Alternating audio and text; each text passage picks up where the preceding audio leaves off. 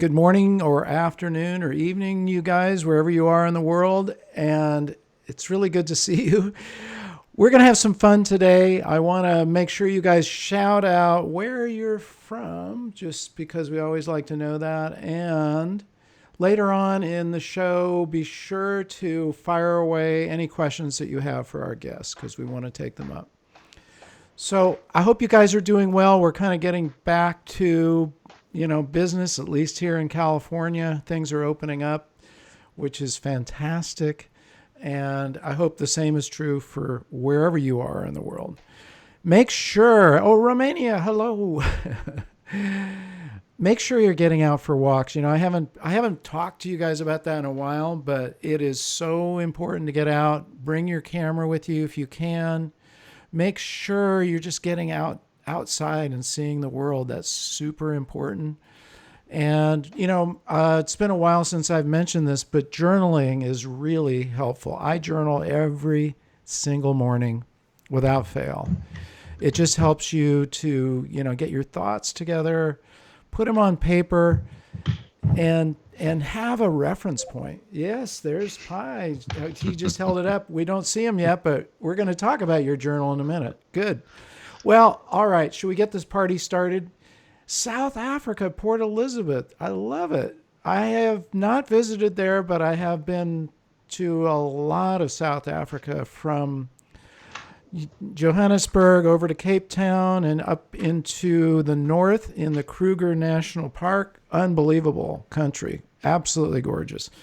So, okay, well, I'm Mark Silber. I am a photographer and an author in Carmel, California. And I just want to let you know that our episode today is brought to us by our friends at Bay Photo Lab. Now, here's the deal. If you guys have read anything that I've said or heard me talk, you know that sharing is such an important part of your photography, especially getting prints made and getting physical photographs made, whether they're on the wall framed or in a book or in a calendar or in cards or on coffee cups. You should definitely share your work and get it out there into the world. Bay Photo Lab is your go-to source for that. These guys are awesome. They'll give you great customer service. And for new members, new subscribers, new users, they'll give you a 25% discount. So take advantage of them. Now, hey, our guest today is Pye Jirsa. He's a director, photographer, and educator, and he's the founder of Lynn and Jirsa Photography. You can see some of their work right here. It's a boutique Southern California wedding and portrait photography studio, and founder of SLR Lounge. And if you're in the photography space, you must have seen their incredible work. They have an incredible education platform, and Pye devotes his time to helping photographers. His generosity is really appreciated, and that's why he's with us today. Pye, welcome to Advancing Your Photography. Great to have you with us. Thank you, Mark. Appreciate the invite and being on the show. Always a pleasure. And I want to tap into your brain trust and find, because you've been teaching. I mean, it's one thing, it's one thing to be a photographer, but it's another thing to also actively teach. And I know you've learned a lot of things along the way. So we're going to tap into Nonstop. Nonstop, just like me. So let's just dive in. First of all, I always ask what your passion is, what really drives you when it comes to photography. That's interesting, because I would say my passion is not necessarily photography itself. There's aspects of it that I really appreciate and enjoy. When it comes to like my own family, the aspects that I love is the documenting of the memories, the looking back, and like it's such an odd thing if you step into it from a psychological standpoint, because I can pull up images from these past road trips and family trips and all these different things, and I can look at an image and actually feel what I did back in that moment. Yeah. And that's a very powerful thing to understand for yourself, and then to take that into your clients' lives. So that's probably the piece that I'm most passionate about, is evoking that feeling again. that bringing that thing back up. Well, on that note, I am going to just dive right in here and let's have a look at some of those images. And Sure. I chose, you sent me over a bunch, and I chose the series with your children first because I think it's really, important for us to remember no matter what's going on, we can always photograph the people around us. So let's talk about Absolutely. these images. You just get an intense feeling of love here, and I love how you put it together. So tell me what you did. These are literally just like most of these images that you're probably going to flip through right now. Some of them are family road trips. This is me walking with the kids one afternoon, and I was like, hey, when we go for this walk, why don't we dress up? And I have my camera with me at all times, and I'm usually testing out new gear. Yeah. So I shot this on like a pretty much an entry level camera. It was a Fuji X100V, a $1,200 camera that just fits in your pocket. And I was like, Yeah. let's just go for a walk. I'll dress you guys up. And this is just one afternoon, probably about 2, 3 weeks ago. This is in a parking lot, so we're right in a Okay. parking lot. So it's fun because I'm all about taking whatever you have and taking your knowledge and going and creating something interesting, even though you're just right by your house in a parking lot or just wherever it might be. And there's so many of these opportunities. But I love this. I love being able to go out and spend time with the family and then come home with something to show for it and having created. Yeah, and from a composition standpoint, there's so many things working right here. One of the things is you're actually framing with the grass, Hmm. but looking through it, which I wrote about this in my book on composition. It provides like a curtain that you look through, and people always like that because it gives you sort of this feeling like you're pulling the curtain back and seeing something beyond it, which also gives another layer there. But Absolutely. yeah, but you have that feeling, like you were saying, that feeling is what photography is all about. And the Yeah. feeling of love with your kids is just so tangible. That's fantastic. Here's the next one, I think, in that same sequence, maybe a different one. I don't know. Was that taken at the same time? Yeah. I think that was taken roughly at the same time. But yeah, this was at the same time. So Okay. I'll usually do portraits of each of the kids solo and I'll do them together. And this is just Ellie. The wind started blowing kind of in this moment, and I loved how her hair kind of pulled along with the grass. Everything kind of pulled in that same direction. Um, so this is on that same camera though.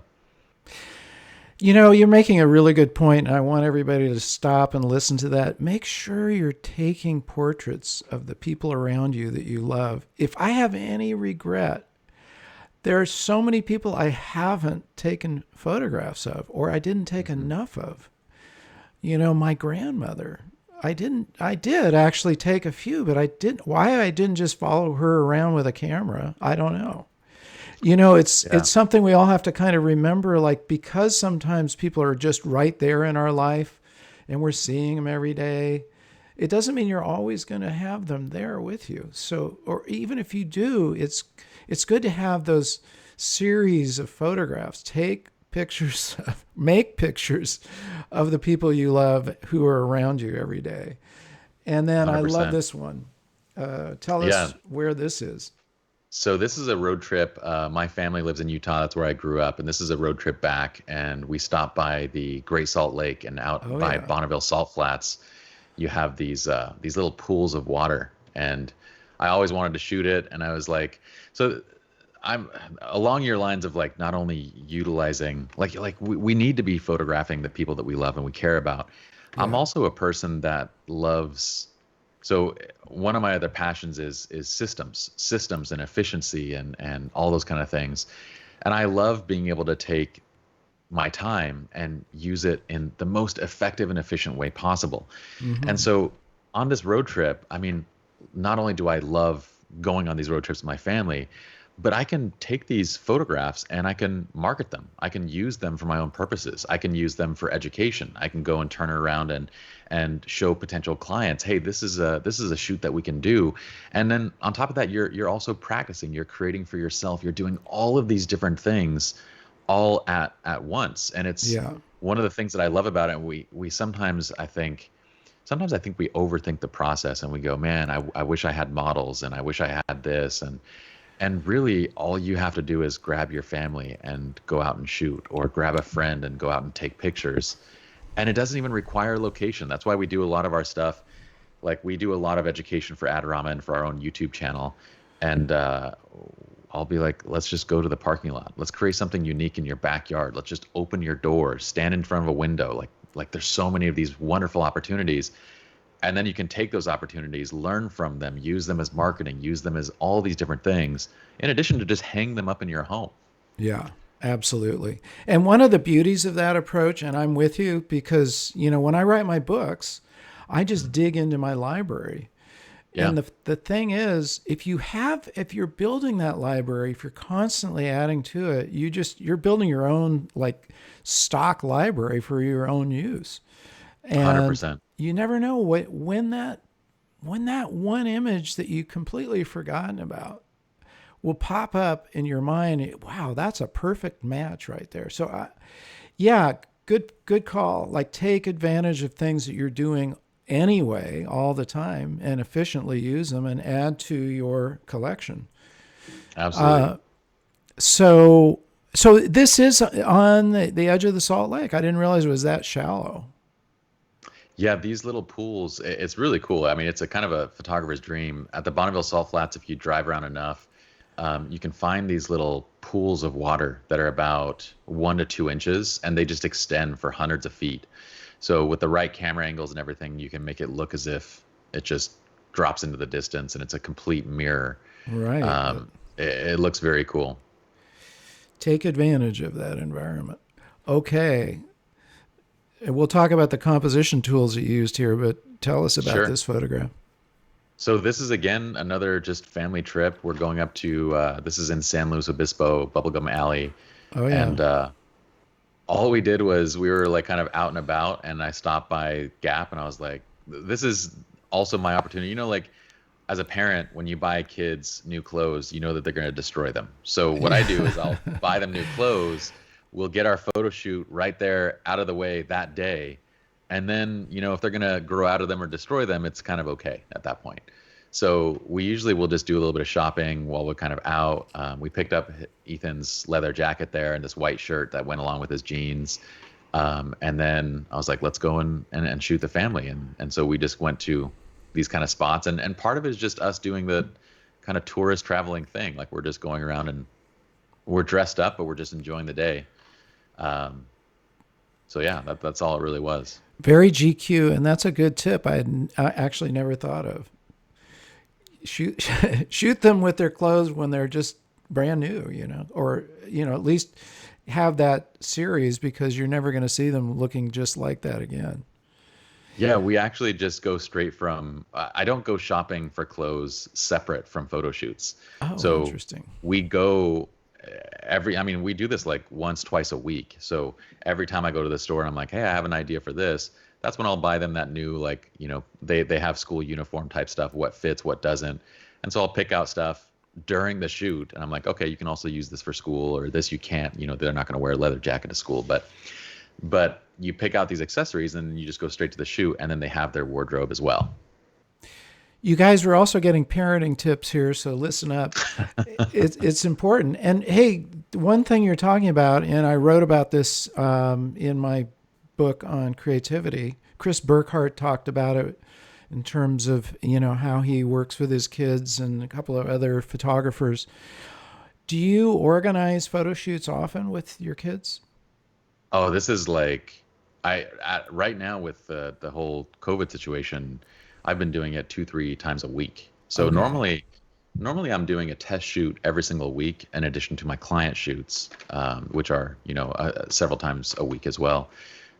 Right now, I've just kind of replaced it with family shoots, and I've absolutely loved it. I kind of want to turn more of my content creation into just photographing my family and recording it. And how do they take to it? Are they obviously they're involved? Is it something they look forward to? Are they willingly your subjects? Well, my youngest, so we have close to 500,000 people on the, we're getting to 500,000 people on the SR Lounge YouTube channel. Nice. And we're also a part of Adorama, and they're almost close to 1 million. So my son sees this. This is Ethan, my oldest, and he sees this Okay. and he's like, I want to be a YouTuber. Like I want to do this. And so he's very into it because he's learning the whole process, and I'm kind of teaching him, it's cool to be on YouTube, but I'm teaching him my own philosophy and everything along the way. And my two youngest, they're motivated by allowance and getting paid for the shoots. So Hey, like, because I would be normally hiring hot models anyway. So I'm like, look, yeah. guys, this is your chance. You guys get, I usually give them like $1 for each year their age for the whole shoot. So it's like, for my youngest, I give her $6. I give him $6 when we finish like a 2-3 hour shoot. My second gets $7, and then Ethan will get $9. So it's the best pay that they're ever gonna get. And for me, it's Yeah, like that would have been less than 1 hour's worth of a qualified model for all three of them. So it's a great deal all around.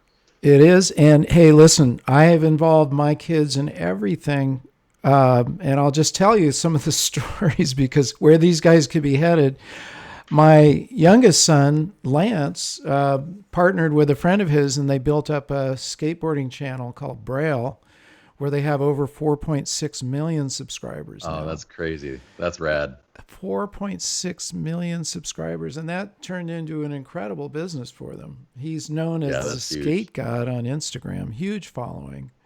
And his older brother is now been at Instagram for over 5 or 6 years as basically the lead designer. They've all been involved in the studio at one time or another, and in front of the camera, behind it, editing, whatever it was. So Hmm. I'm with you. Get your kids involved because they're going to learn things that will stay with them their whole life. It's not just a game. Absolutely. Yeah. Absolutely. Okay. And Ethan is flying the drone. Where is this, He by the is. way? So this is again up in San Luis Obispo. So this is Yeah. kind of a second part of our shoot.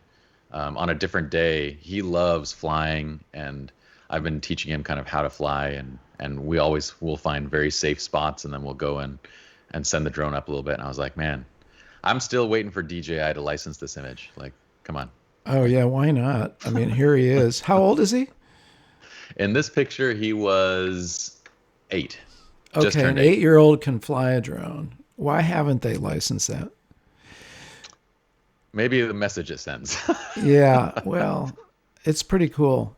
It's interesting. The terrain looks very similar to where I am because San Luis Obispo isn't very, it's It's on the just, way up there. yeah, Yeah. it's a couple hours south, but we have almost, Carmel Valley looks very much like that.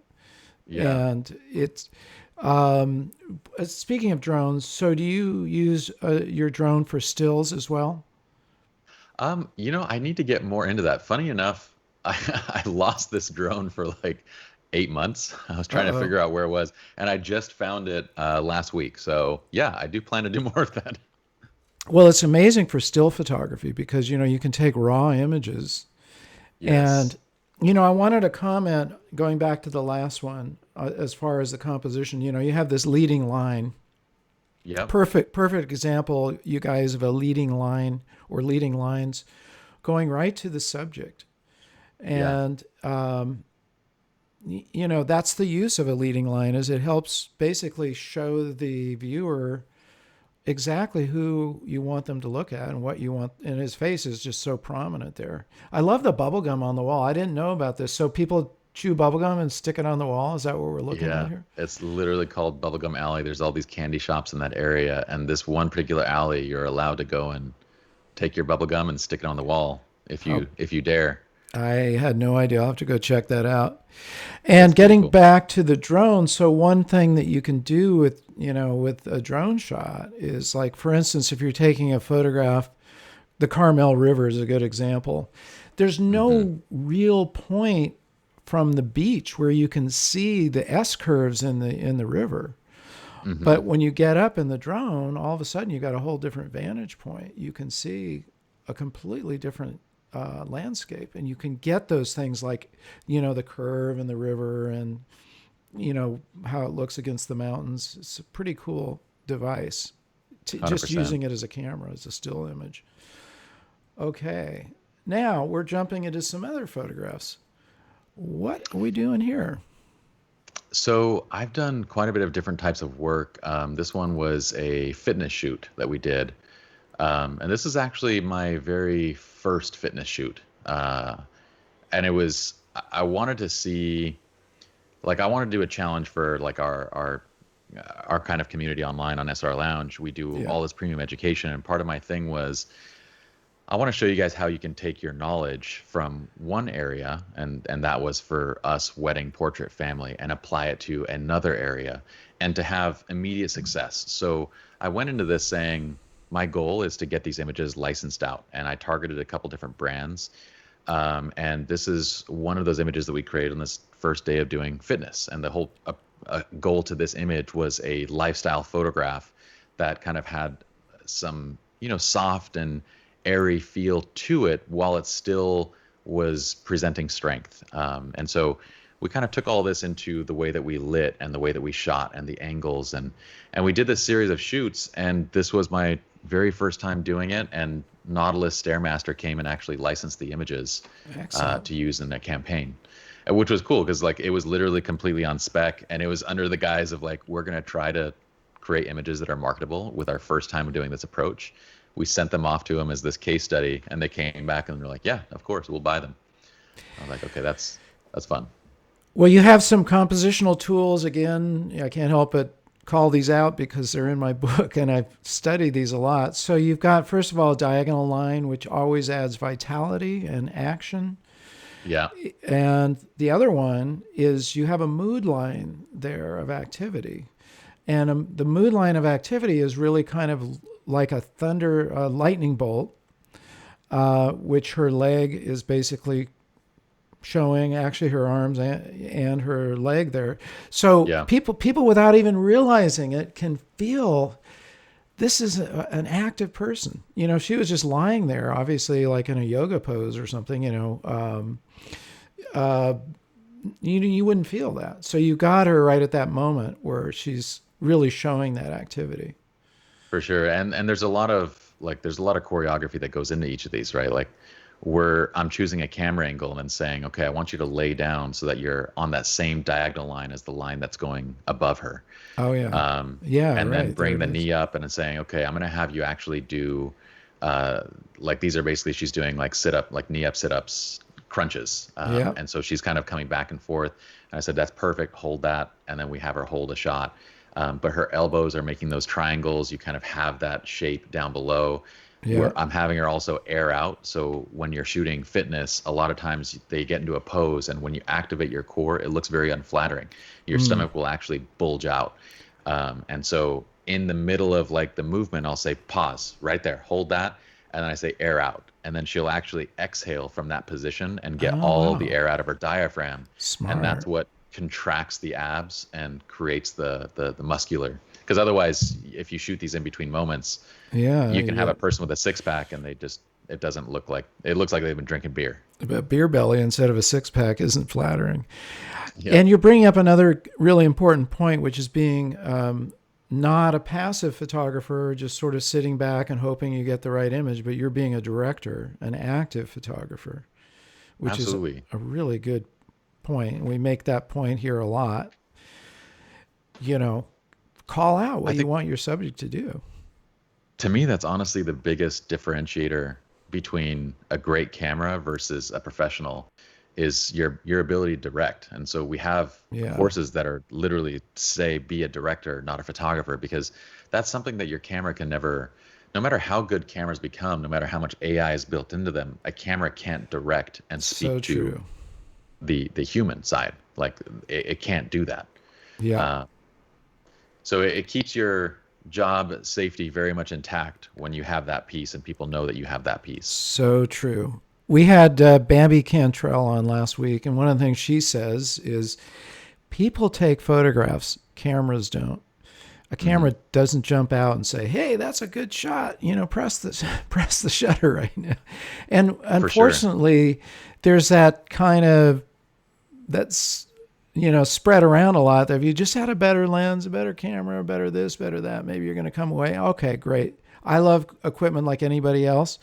But as you're saying, it's you behind the camera you're making that photograph, which is what you're doing. You know, you're not taking it, you're making it.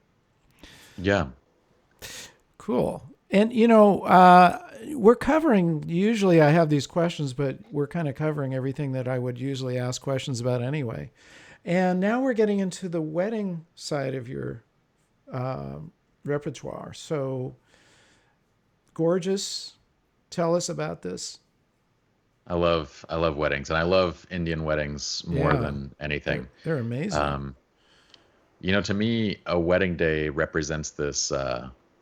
It's just this high production landscape of anything you want to create. And I try to tell our students, like, look, you got to think about this from the perspective of like a Hollywood budget, right? Like, Mm, when would you ever get the opportunity? Most of these people are spending 50, 100, 250, a million plus on these weddings. mm, And it's like, if you were to be filming a Hollywood movie, you would have a producer there sitting there, just looking through every single line item of expense and trying to throw things out.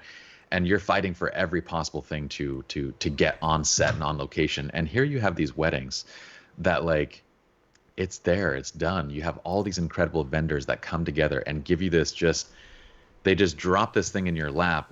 There's so much opportunity for just incredible imagery, high yeah. production imagery.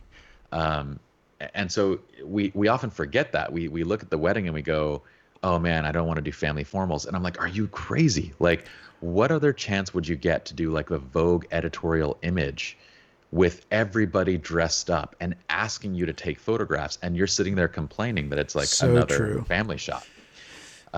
Here they're wearing, these are $10,000 worth of outfits and jewelry. Yeah. And again, if I were to just go and hire a model and say, let me try and get this for a day to shoot it, I would want to shoot these things in my own time, but I don't have the budget to go out and just do this constantly. Yeah. So these weddings present you with this opportunity to really create incredible images. And for this particular shot, this is again a really bad location. We're looking right off to the side of these green tinted windows, and I'm like, well, the Huh. quality of the light's great, but the window tinting is really bad, so I'm probably going to black and white this image. Yeah. But I can use this to showcase her outfit while keeping him in the frame in kind of an implied nature.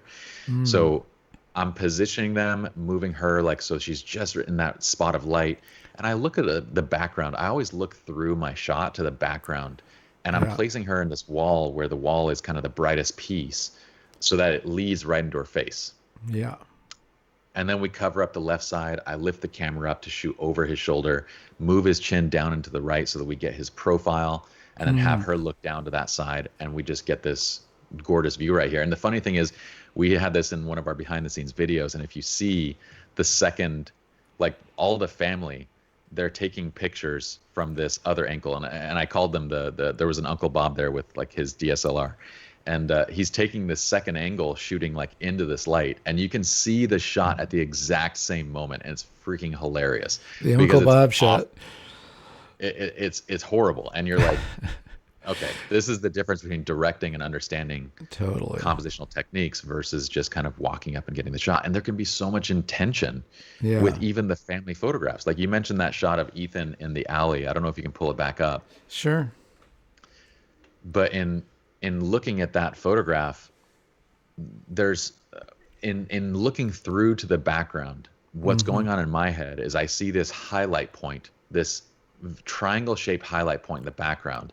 Yeah. And you'll notice where it drops down the frame is exactly where his head is placed. Yeah. So knowing that, the eyes are drawn to brightest areas of the image, I can use those areas to funnel direction into where I want. And then I can move him in a position where right now I'm using the walls of Bubblegum Alley to be negative fills.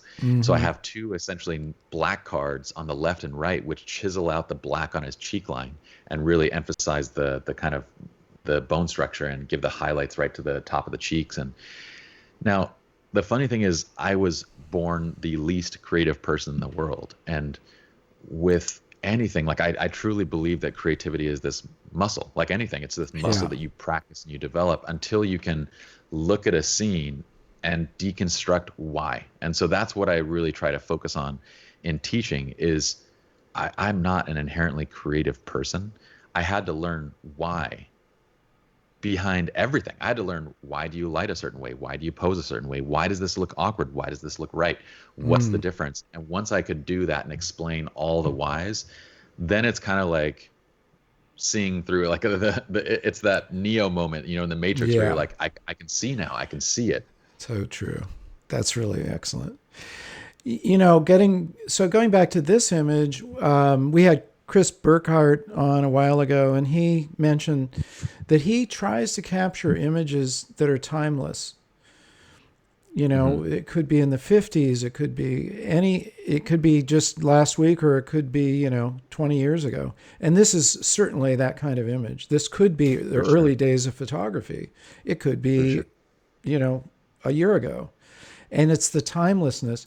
And one of the things he said helps to bring that about is a silhouette. So you have a mix here of the silhouette of the groom, but also, that helps to really focus on her beauty, because Yeah. he's sort of giving that space for your eye to go to. And Well, you're also and you sorry. oh no, go ahead. No, I was going to say, and then you have, you're really making great use of the layers in the image of the foreground, middle ground, and the background there. Well, and knowing you love composition, I was going to say, looking at his, because like there's a natural sense to why you're drawn into it. There's several reasons. Yeah. One of them is she's looking. So I try to use eye lines to kind of lead subjects around the image. So if you look at her eyes, they drop into his shoulder. His shoulder Mm, creates this line that goes right up to his face, and you see his eyes and nose pointing right back down at her face. So it creates this loop that the viewer can just sit there and kind of glance around and be held in the image. And again, these are all things that I was like, why does an image do that? But mm, this is why. So we're combining the background with the foreground with the loop in the eyes to be able to keep you held in an image. brilliant. Okay, tell us how you got the light here. What's the trick here? And the So whole image is pretty awesome. yeah, this was a hike up to Yosemite. Hmm. Um, Nevada Fall, right? It looks like, yeah, I think it was, I forgot. This is one of their favorite. or So this is Vernal, where maybe one of he the. proposed. I think it was Okay. Vernal. Yeah. This is where he proposed to her, and we went back out there, and we placed him on this rock, and obviously this rock is in a little bit of a weird place, but I was like, Yeah. all right, you guys want to go out? Because I was like, compositionally, that rock is like the best place to shoot, and they're like, oh yeah, we hiked all over this last time, we're totally safe and comfortable doing that, so they kind of brought themselves out to it. Um, there is a Profoto B10. It's just a Oh yeah.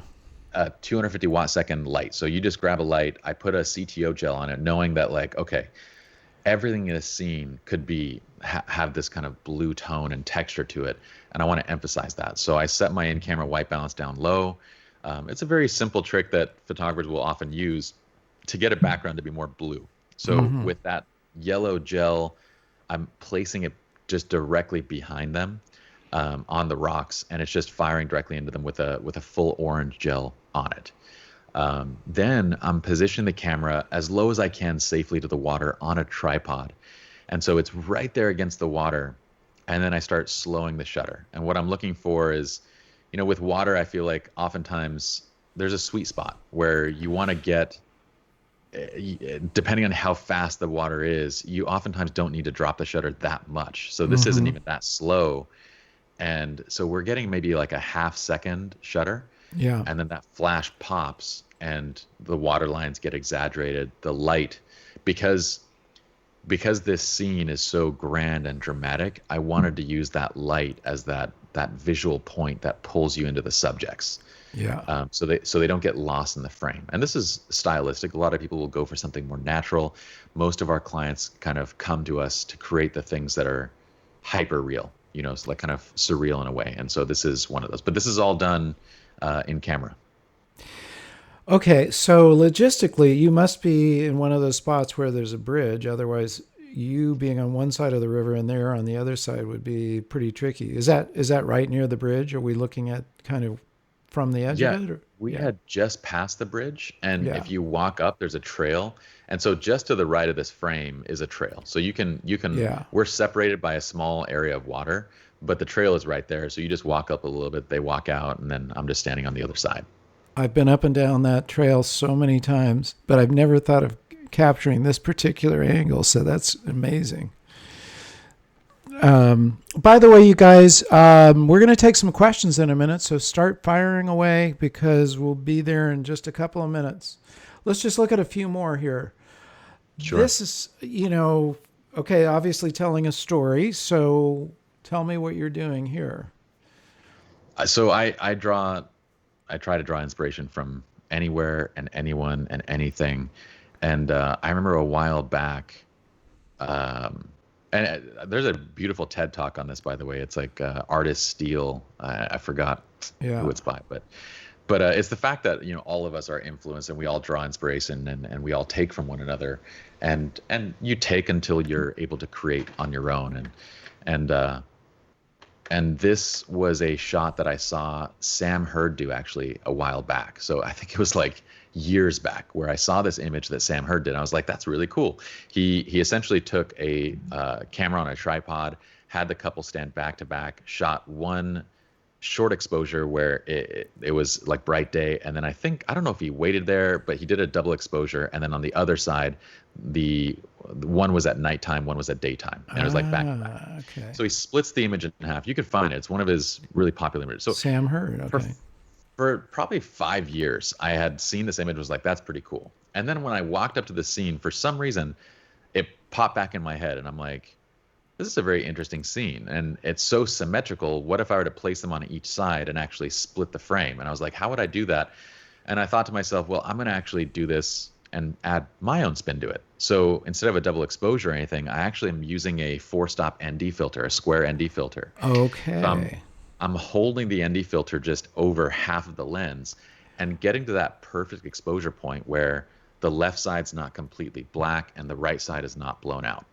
And you're looking at the histogram, the highlight alert back and forth and making sure, because there's no way to without those tools, there's no way to do this just from visually. So you're holding a square ND filter, right? Yeah, and this is actually, there's a full tutorial on this on YouTube. So we actually turned this into a ProPhoto sponsored video as well for YouTube, where you can see the whole thing done. There's a standard flash off to the left side, a ProPhoto A1 with a CTO gel. And then I was like, as I shot the image, I'm like, wouldn't it be cool if the sun was hitting the ground and reflecting up into the shot? So we ran another flash and placed it right on the street at the very top of the frame and just fired it directly in with another CTO gel. So both flashes have the same color of light, and it creates this look as if the sun's kind of coming through and he's being lit up just enough. And then you have the split frame where it's almost like night versus day type thing.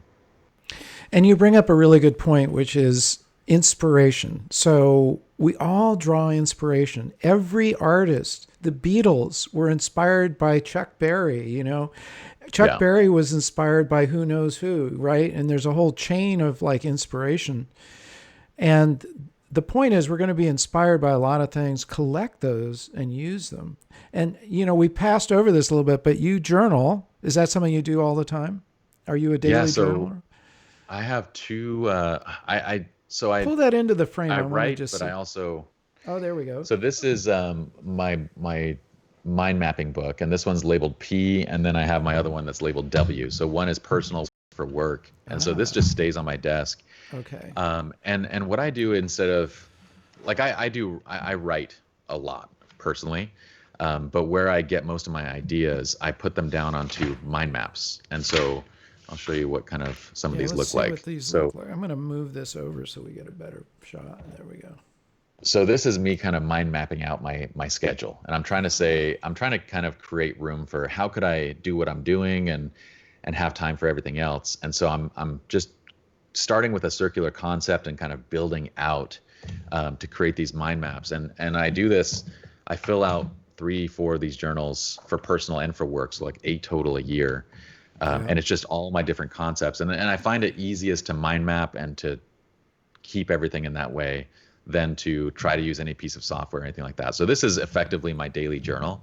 And then this goes into longer term projects. Like I have a book that I wrote and that is its own separate thing. But a lot of my time is spent writing. That's fantastic. And I've mentioned this before, but all my books started out as journal entries. They Yeah, started out soft, and I'm a huge believer like you. Like, let's get off the computer, let's use paper and a pen. What you're kind of doing is a whiteboard almost in your yeah, journal, right? It's yeah. kind of an ongoing It's whiteboard. just a dated whiteboard. Every day has a date, a I love concept, it. and work out from there. It's an incredibly important tool, you guys. So if you haven't already started using a journal, make sure you get one because it's really important. It's very therapeutic, and you never know. Just like I mentioned about gathering your library together, you never know when you're going to use that journal entry for something, some other creative project. Okay, Absolutely. let's do one more, and then we'll take some questions. So I love these guys. We've got again the foreground and the background working together and the middle ground. Hmm. So what's the Yeah. story here? Well, this is part of our incredible engagement workshop. So we did a not incredible engagement. We did a engagement photography 101 workshop in SR Lounge, and so the whole premise of this was again taking the most basic tools. We have a full frame camera, but those are relatively easy to get now, especially if you look on the used market.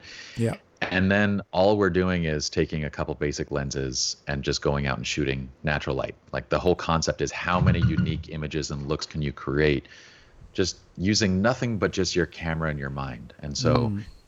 in this scene, there's certain things that I have working for us. So like I know like it's unusual to be at a beach and to see terrain like this. There's only a few places, in the world that have terrain like this. One of them is Laguna Beach or anywhere that there's this volcanic rock. Hmm. Uh, and it creates such a unique texture. Now, knowing the post-production side, I know that if I get areas of the frame that have been touched by sunlight, they're going to naturally be more warm. And if I have areas of the frame that are not being hit by sunlight, they're going to naturally be more blue because they're reflecting tones off the sky. So what I'm doing is bringing the camera down very low and catching a lot of these shadow areas and putting the sun directly behind my subjects. So there's a natural warmth directly behind the subjects. And I'm actually stopping down the aperture to prevent bleeding. So I didn't want too much bleeding of that sun to go around their legs and like completely just blow them out. I Hmm. wanted some detail to be there. I also wanted the foreground to be blurred, but not to the point where you couldn't visually see it. So I'm shooting around like f4 to f5 to kind of get to a sweet spot between these two things. And then we're again maximizing all the dynamic range possible. Most people, they poop on, Canon dynamic range. And I'm like, dude, every camera maker is producing such incredible cameras these days. Yeah. This is on a Canon, and when they see it, they're like, "Oh, you shot that on a Sony or a Nikon because the dynamic range." I'm like, "No, it's a proper exposure on a Canon." Mm. And we're using so we also develop tools for photographers under Visual Flow. We're using a Visual Flow development pack called Crush, and what Crush is designed to do is it's a lighting condition based development system, and it's that specific look is designed to pull apart yellows and blues. So what it does is it exaggerates the oranges and yellows, and it exaggerates the blues, and it pulls them and creates this contrast. And so it's literally a click, and you get to this image Wow. uh, for the shot. Fantastic. Let's take a couple of questions. So Jared asked the question, what kind of planning do you do before a shoot and research? Well, it starts with the mind map. So it goes from my mind map into a concepts. So I have a 2020 kind of production guide that I use. And this production guide spells out every single concept. So for example, last night, I'm a huge proponent of, like Mark said, I journal, and I think there's lots of ways to journal. For me, it's mind mapping on a daily basis where I can look back and just scan and see exactly what was going on in my head during that time. But once I have that, then it goes into a production document. And so last night I mind mapped, and then within 40 minutes, I had 40 different video and shoot concepts documented into that. And the only reason why it's that effective is because I started with the journaling, the mind mapping first. And then from there, I'll just start kind of going, okay, what do we need for each of these? And saying, okay, these are the props, these are the different things that we want to get, and just prepping for each one. So there's my main thing is, if you can take one thing away from this, is to try to do every single thing that you're doing with intention. Like if you do Yes. things with intention and purpose, you get so much more value out of it. So for an example, um, go back to that. Mark, can you show that last Yeah, engagement photo image? there it is. So this image is I used, so here's the level of it, like kind of intention that will go into each one of my shoots. And this is how I get the most possible out of them. And if you've made it to this point, I feel like this one thing is going to be worth all of your time here, if not everything else that you heard.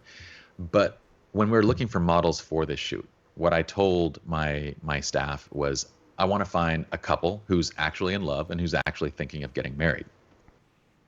And yes, we'll pay them. You know, we paid them like $200 or $250 for the session, for the modeling session. I knew the location, and I said, I want you guys to dress in these colors because these are the colors of that scene. So we're already kind of dressing to the location and planning out the shoot a little bit. There's an entire schedule for what it is that we're going to create. And we go out and we create these images. Now, here's what happens from each of these test shoots. The models, and this has happened probably 8 out of 10 times, the models that I use do end up getting engaged, and they turn around and hire our studio to actually shoot them. I have these series of images that I use to create educational content. So now we have educational content that would go into like our premium, where it would be full length educational content on SR Lounge Premium. Then we say, okay, these are the 5 videos in that I want to take and break out into smaller YouTube content to grow our YouTube audience, to give back to the community, as well as to point people back to our premium education for those that want to dive in deeper. Right. And then I say, okay, now the raw files from this, I'm developing, this was actually when I was developing Crush. So I go, okay, I want the images to play into the look of Crush and what Crush is supposed to do, and that look that we have kind of become known for is those exaggerated colors.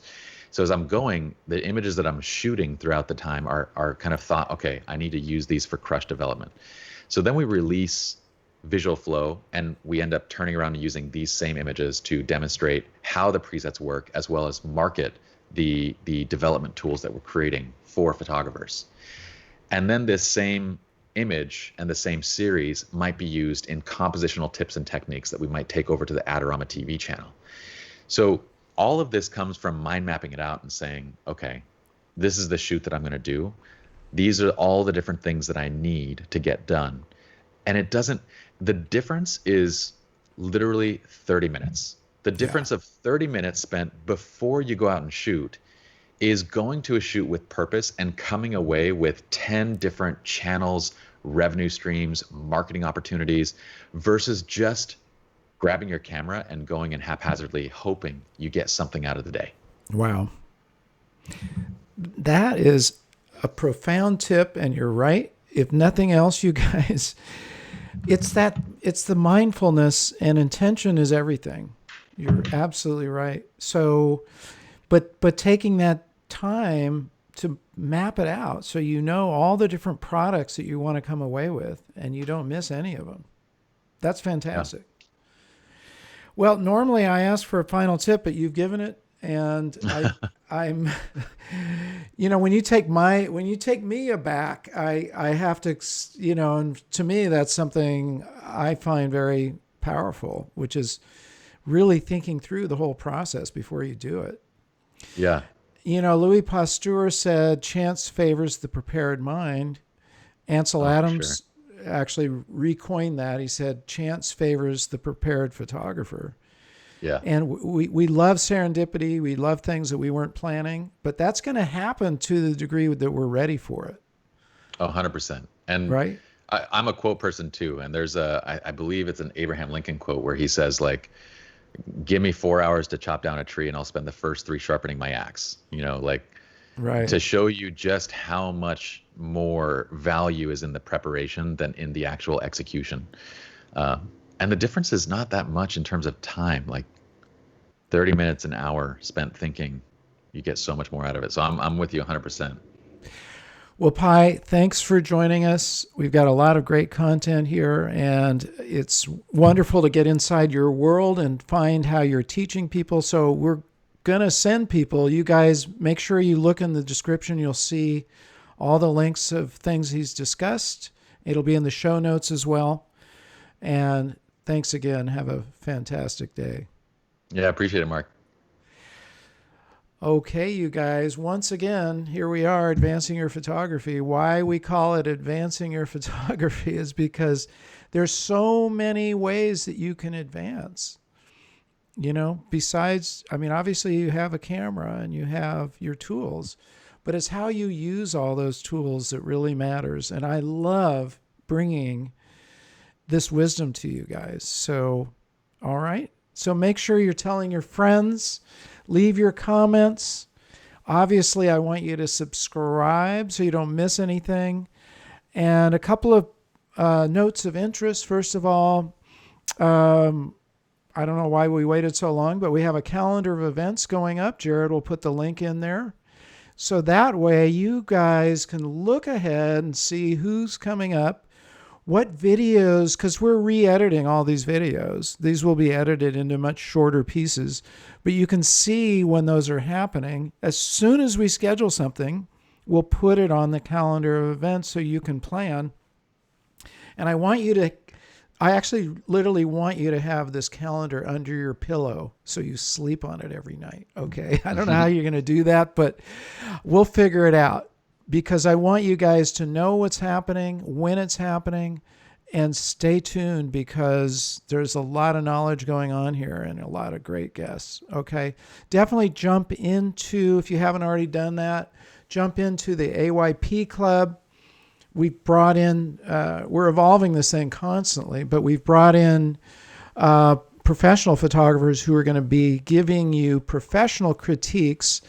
And I posted from my book, Advancing Your Photography, how to do a good critique, because that's important to know.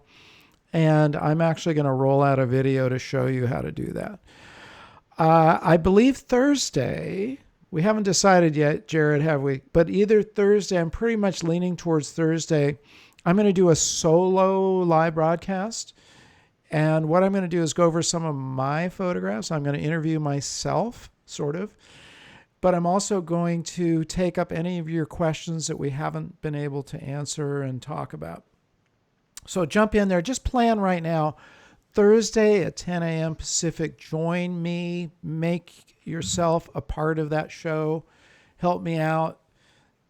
Bring your questions, and we'll take up as many of them as we possibly can. So I think we have everything. Tell your friends, and remember to get out and capture your own images of life. I love you guys. Stay well. We'll see you again really soon. And